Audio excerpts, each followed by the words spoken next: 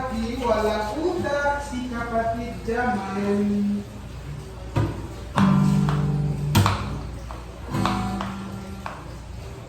Kung ikaw nasa iyo, paminahon mo.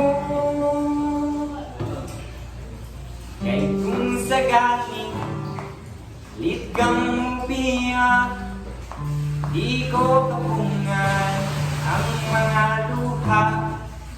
Kay kung nangaling yan iran mo, mga panumpaw kasaling ko.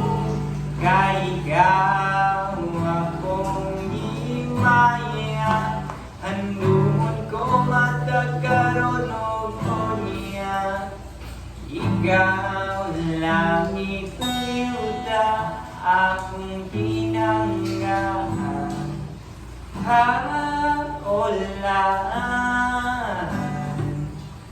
o ngunyan itaw na kamit-mit, nagidiyugan sa balan, kung galit lang nahanaw ang biblisyo sa adlaw.